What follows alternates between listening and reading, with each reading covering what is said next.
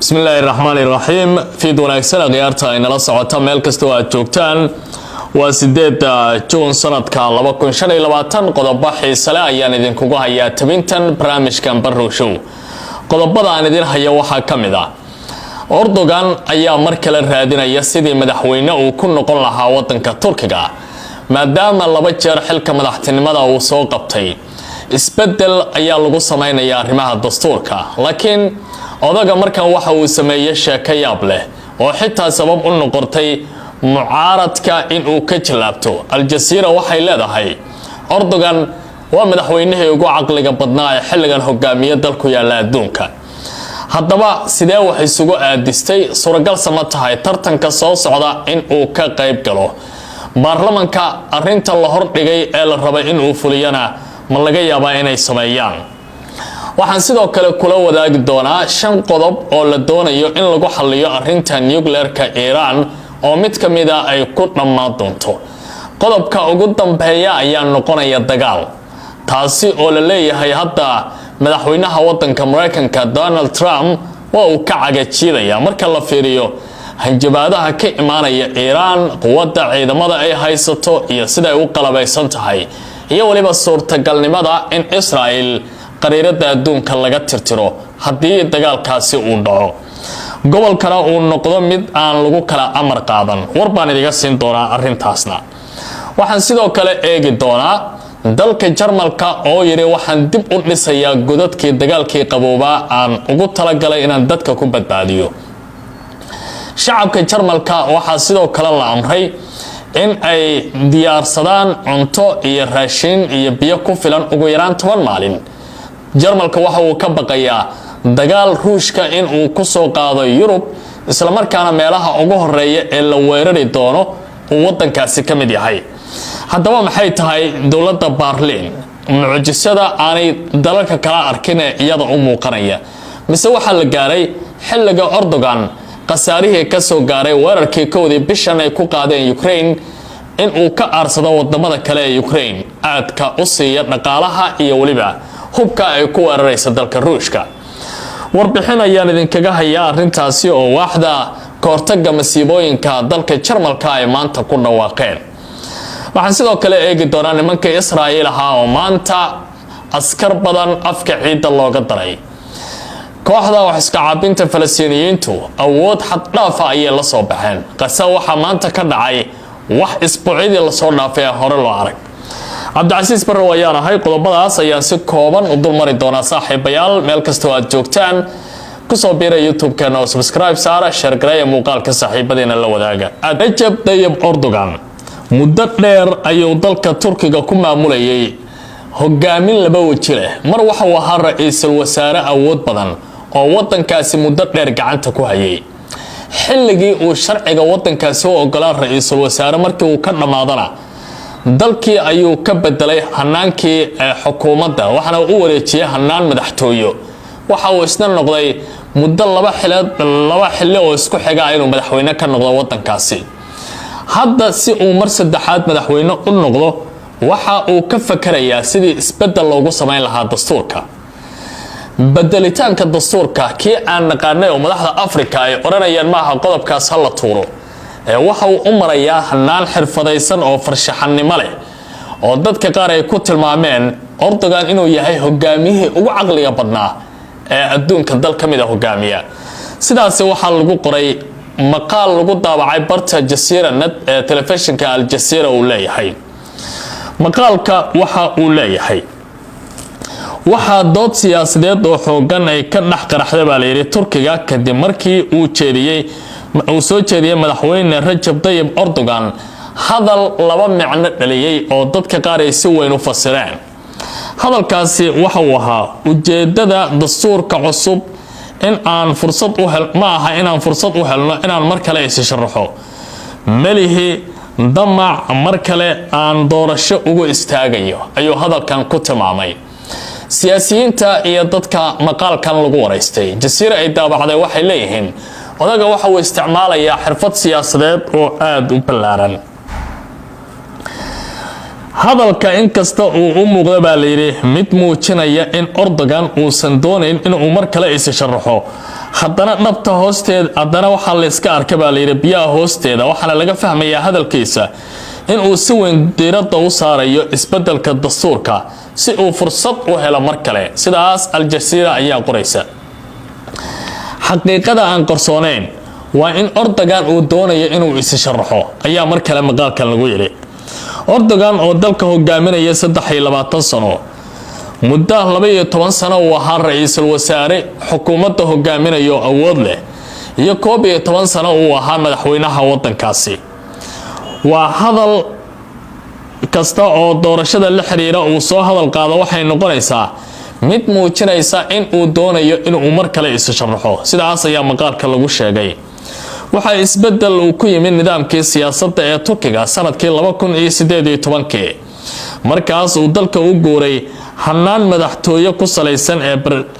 presidential system Erdogan waxa uu markaas ku guuleystay doorashadii 2018 iyo 2023 taas oo keentay muran ku saabsan sharciyada in uu mar kale is soo sharaxi karo haddaba maxaa cusub maxaase ku qoran qodobka 101 ee dastuurka wadankaasi qodobka 101 ee dastuurku waxa uu dhigayaa in hal qof aan marnaba loo dooran karin madaxweyne wax ka badan 2 jeer laakiin golaha sare ee doorashooyinka ee loo yaqaan YSK ayaa go'aamiyay in labada wareeg ee la xisaabiyo tan iyo isbeddelkii dastuurka 2018 sidaas darteed doorashada 2014 laguma soo dirin ee xilligaasi Erdogan waana sababta Erdogan uu ugu tartamay sanadkii 2023 doorashooyinkii la qabtay maqaalku waxa uu sidoo kale leeyahay waxa uu ku sii soconayaa 2000 ilaa 2028 markaas uu dhamaanayo muddada rasmiga ah ee 14 sano oo uu madaxweyne ahaan ugu shaqeynaya wadankaasi Turkiga Recep Tayyip Erdogan haddaba su'aasha taagan waxay tahay 2028 Erdogan sidee bay suuragal u noqon kartaa mar kale inuu madaxweyne noqdo waxa hadda taagan su'aal kale oo muhiim ah ma u ogolaanaya dastuurka Erdogan in uu mar kale isu sharaxo sanadka 2028 waa arinta ugu badan baa leeyahay oo hadda sharci yaqaanadu ay ka doodayaan dastuurku waxa uu ogolaanayaa 3 wado oo lagu qaban karo doorasho oo mid kamid ah Erdogan faa'iido weyn u leh xilligeedii caadiga ahayd doorashada in la qabto haddii baarlamaanka wadankaasi uu go'aansado in doorasho hordhac la aadana waa suuragal oo waa la sameyn karaa iyo madaxweynaha naftirkiisa inuu kala diro baarlamaanka isla markaana doorasho la aado haddii laba qodob ay dhacaan Erdogan suuragal ma aha doorasho inuu aado haddii muddaxileedkiisa caadiga ah oo dhamaado 2028 kale la gaaro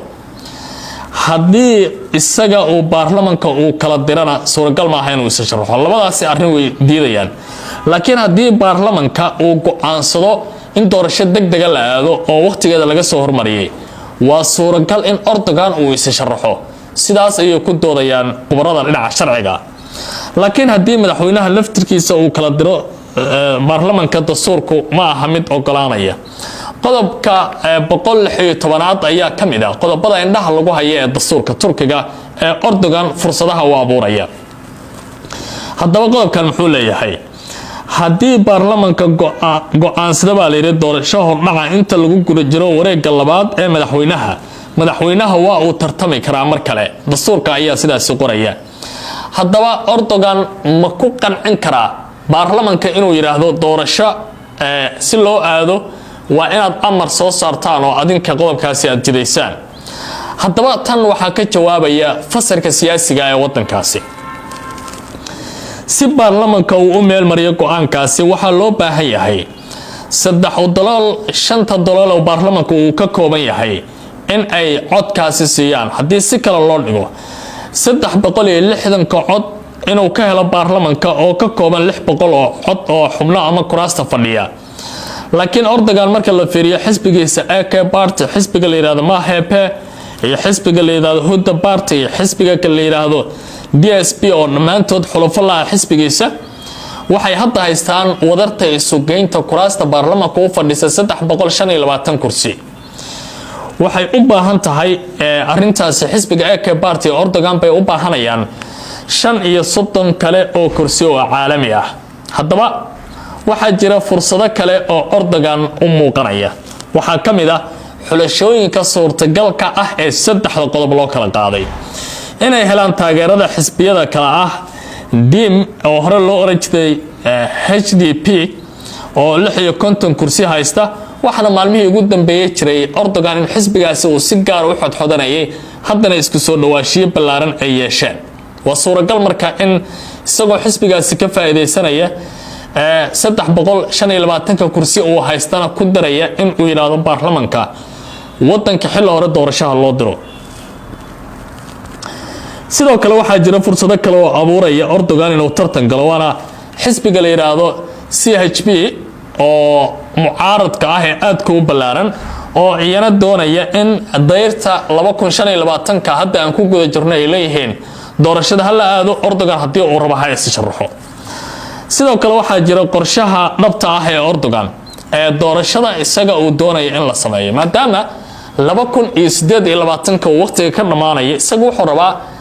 kal dambeedka 2027 inuu yiraahdo baarlamaanku ha fadhiisto doorashadana la soo hormariyo. taas oo marka hadii uu tartamo uu guuleysto suuragal ka dhigi karaya in ilaa iyo 2032 uu rabo madaxweyne inuu ka sii ahaado wadankaasi Turkiga. haddaba Turkiga marka la fiiriyo siyaasadiisa maxaa laga yaqaanaa?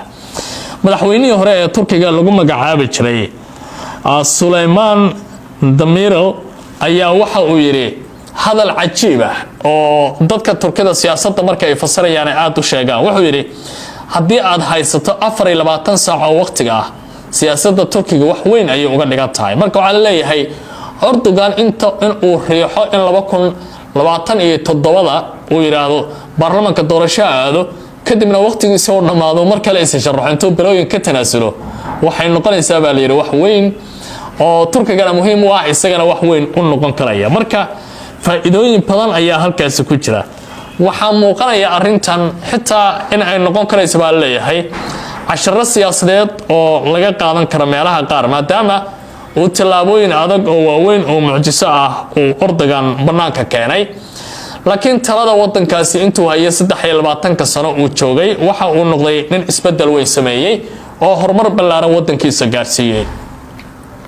aan ka soo kaxeeyo Turkiga aan ku yara leexiyay dhinaca Jarmalka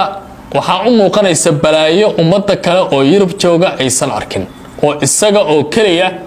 u muuqanaya. waxa uu leeyahay dagaal ay Ruushka ku soo qaadaan Jarmalka iyo qaybo kamid ah wadamada Yurub waa suuragal. sidaa daraadeed waxaan u baahanahay in aan sameeyno godad dadka lagu badbaadiyo iyo waliba dhismooyin adag oo basementiga ama qaybta hoose la geliyo dadka si loo badbaadiyo. sidoo kale waxa la soo jeediyay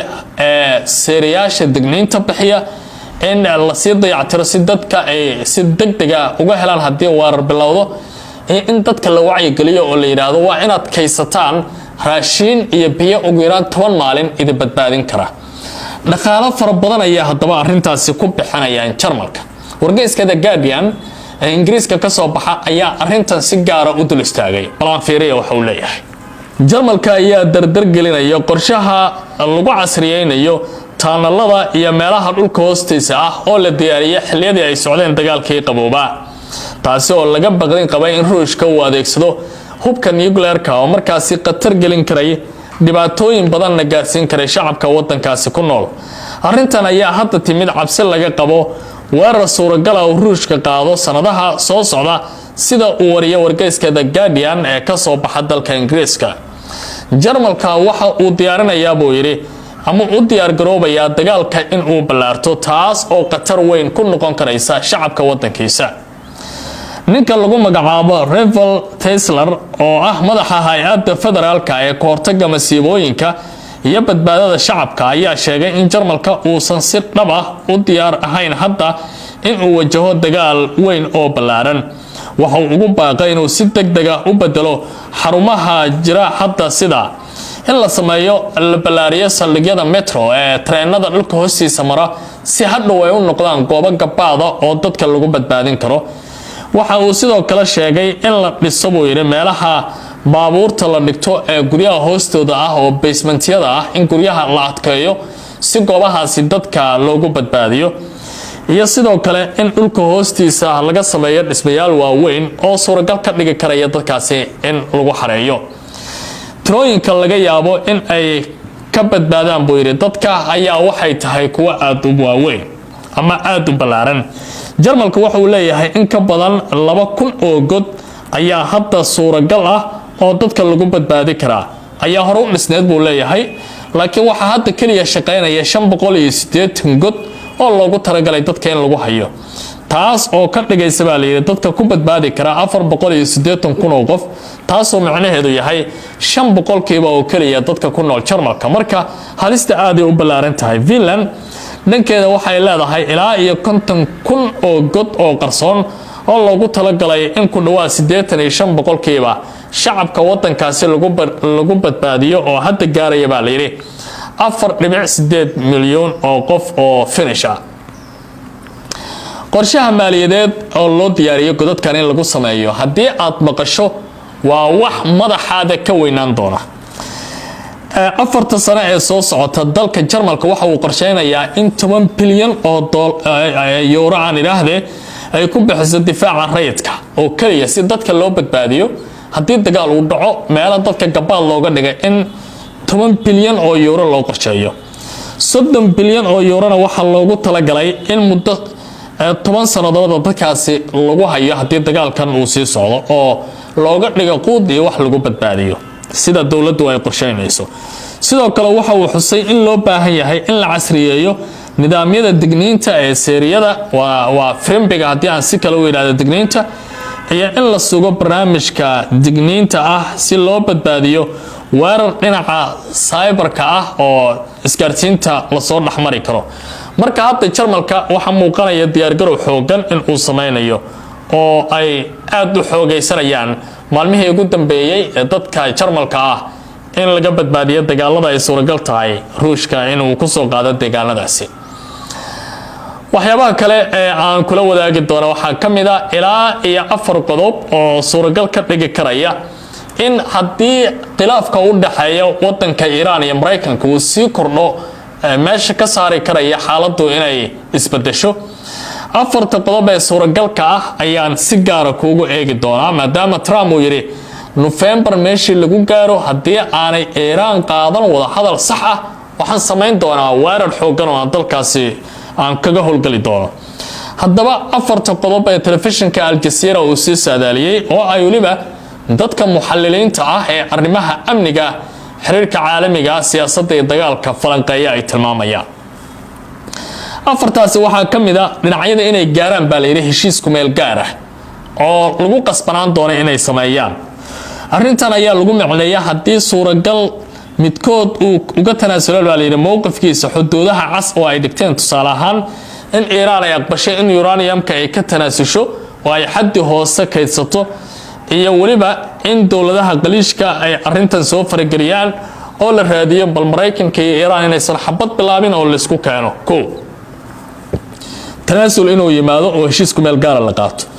in jahwareerka siyaasiga ah uu sii socdo caalamkana uu saameeyo oo xitaa dawlado fara badan arrintan ay saameyn ku yeelato. qodobkan markay Jazeera taxliilinaysa waxa dhici kara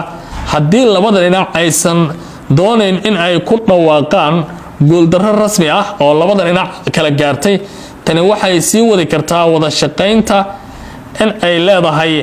Iran hay'adda IAEA iyada oo aan qaadin baa leeyahay tallaabooyin dagaal oo toos ah.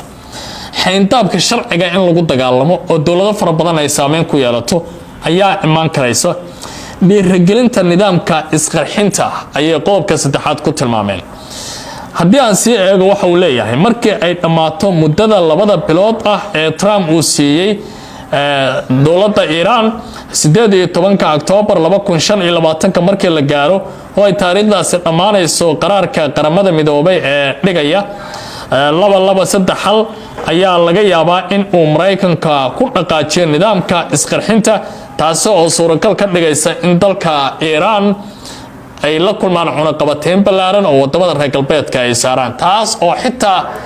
dhaqdhaqaaq oo dhan u diidaysa dawladda Iran. qodobka 4aad waxa uu noqon doonaa baa leeyahay dagaal waxaana suuragal ka dhigi kara haddii wada xaajoodka burburo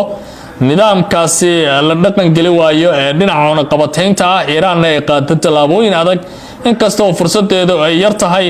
haddii uu Israa'iil military ahaan u dhaqaaqdo Iiraan waxa ay tani noqon karaysaa in gobolka guud ahaanba dagaal uu ka bilowdo laakiin waxa xusid mudan in dagaal kasta oo bariga dhexe ka dhaca uu sabab u noqon karayo baa leeyahay in ay bilowdo Israa'iil isla markaana ay weerar ku qaaday Iiraan waxa xusid mudan in shalay dawladda Iiraan ay ku dhawaaqday in xogtii nuclear-ka ee Israa'iil ay gacanta ku dhigtay iyada oo adeegsanaysa baa leeyahay fursadana ay ka helaysa sirtoonkooda gudaha oo ka soo dhax jilaabtay dhinacaasi iyo Israa'iil Iiraan ay hadda gacanta ku hayso xogtii dhamaa oo ciidamada nuclear-ka iyo qorshooyinka Israa'iil gacanta Dahraan hadda uu ku jiro dhinaca Gaza haddii aan ku keenana kooxda Qassam maanta waxa ay cashar u dhigeen ciidamada Israa'iil kadib dagaal ballaaran oo ka dhacay gudaha magaalada Gaza telefishinka Al Jazeera waxa uu leeyahay ciidamada wax iska caabinta Falastiiniyiinta ayaa ku dhawaaqay inay dileen 2 askari oo dagaal toos ah oo ka dhacay wadada Al-Nazas ee bariga degmada Shajaaciya ee magaalada Gaza iyadoo weerarka uu fuliyay baa leeyahay musaafo ku dhow halka loo yaqaan bartilmaameedka Eber ama sifir meesha la yiraahdo dhinaca kale Xamaas waxay sheegtay in dagaalka uu socdo uu yahay mid uu ra'iisul wasaaraha Israa'iil Benjamin Netanyahu uu ku qasaarayo kaasi oo doonaya in dagaalka uusan lahayn dhamaad balse uu ku dhamaan doono baa leeyahay nolosha siyaasaddiisa iyo middiisa shakhsiga ah lagu soo gabagabayn doono weerar kale oo lagu qaaday ciidamada Israa'iil kooxaha wax iska caabinta ayaa sidoo kale sheegay in horey ay weerar ugu qaadeen gaari doonaya inay qodaan dhulka oo loogu talagalay in lagu burburiyo dhulka iyo guryaha Falastiiniyiinta saacadii la soo dhaafay duqeymo ba'an ayaa ka dhacay meelaha qaar waxaana la soo warinayaa in 10 Falastiiniyiin la dilay iyadoo wali xaaladda deegaankaasi ay aad u cakiran tahay hakaarteena la socotay tibintii qaybta 9 taas ayaan ku soo gabagabeynaya waa Cabdi Casiis Barrow idile nabadgelyo